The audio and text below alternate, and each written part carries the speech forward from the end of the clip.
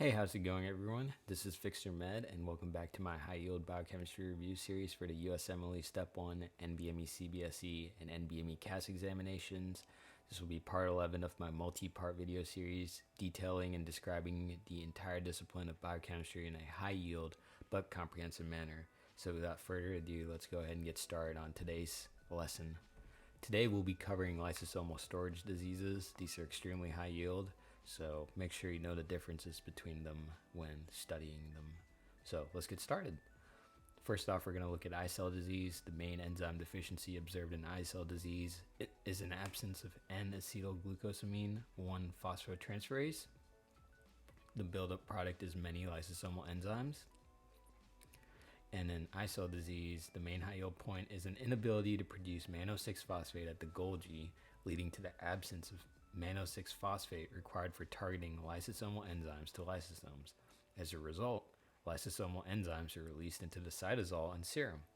High-yield characteristics include facial features that are distinct, joint contractures, hepatomegaly, and recurrent ear infections, which indicate an issue located in the Golgi. In USMLE and NBME style questions, Golgi is the answer for the location of the error. If the question asks where the enzymes cannot go, the answer is typically the lysosome. If it asks where the enzymes do go, the answer is usually cytosol, plasma, or serum. Gaucher disease, the main enzyme deficiency observed there is an absence of glucocerebrosidase. The main buildup product of Gaucher disease is glucocerebroside. Main high-yield points include hip avascular necrosis characterized by lipid-laden macrophages resembling crumpled tissue paper. Crumpled tissue paper is a good buzzword for CBSE style exams, but since step 1 is moving away from buzzwords, it might not show up on those anymore, so keep that in mind. But crumpled tissue paper, good way to pattern recognize Gaucher disease immediately. Next, we have Tay-Sachs disease. The main enzyme deficiency observed in Tay-Sachs disease is an absence of hexosaminidase A. The main buildup product is GM2 ganglioside. We can also see a cherry red spot on the macula leading to blindness, absence of hepatosplenomegaly, and neurodegenerations, which are the key features for Tay-Sachs disease.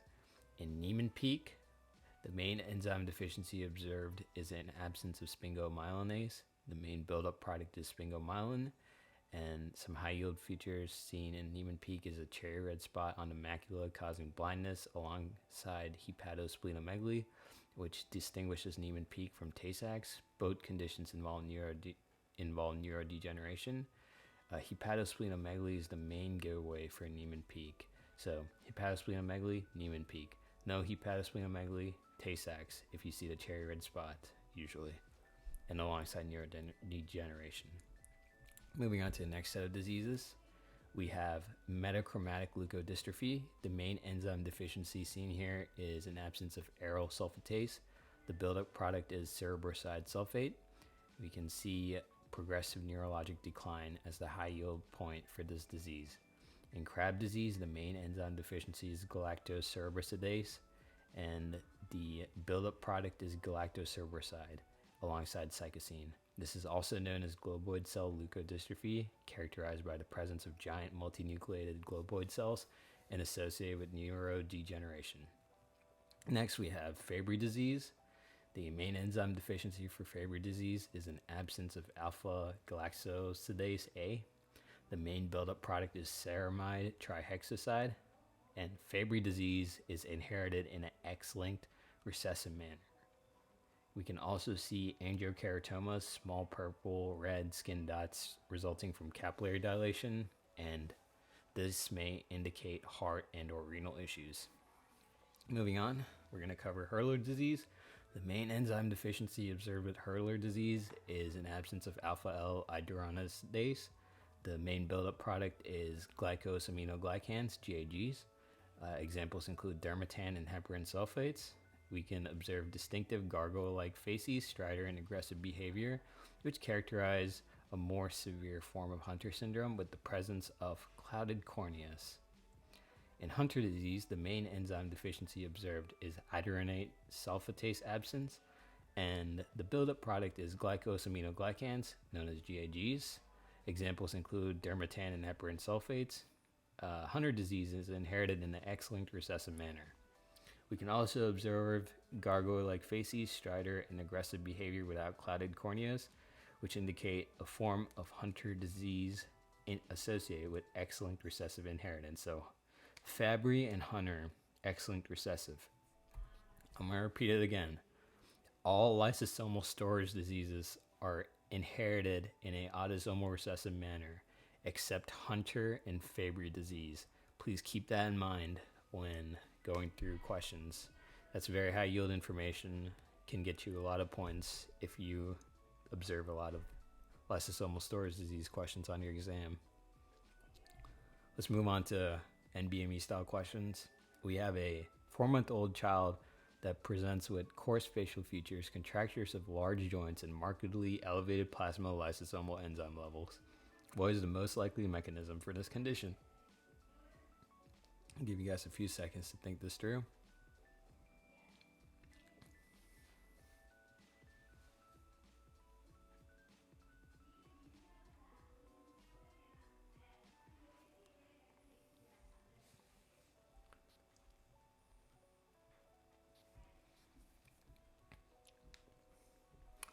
All right, think I gave you guys enough time there, so let's move on. The described symptoms are indicative of eye cell disease. The underlying mechanism involves the Golgi's inability to produce mannose-6-phosphate necessary for proper targeting of lysosomal hydrolases to lysosomes.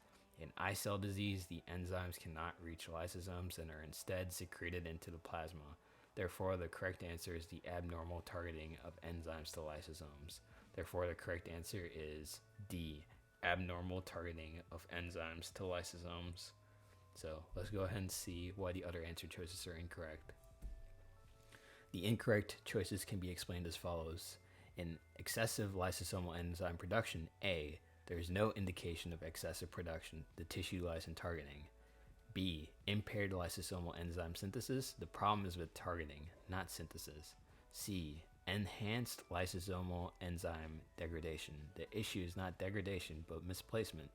E, deficient lysosomal enzyme activation, the primary problem is in the targeting process, not enzyme activation.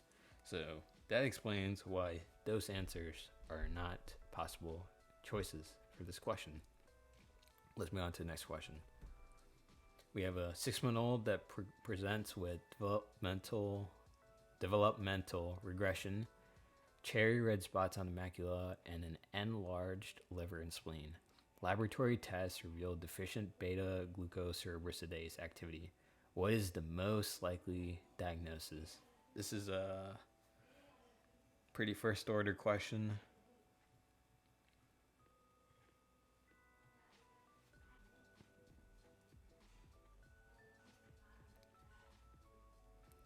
All right, I think I gave you guys enough time here. If you need more time, feel free to pause the video. Otherwise, moving on now.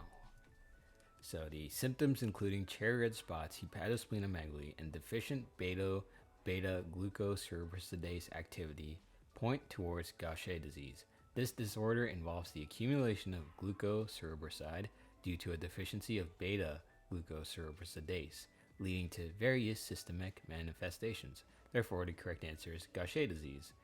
So they try to get you guys on this question by including cherry red spots, hepatosplenomegaly, and maybe they want you to pick Tay-Sachs. Maybe they want you to pick Niemann-Pick.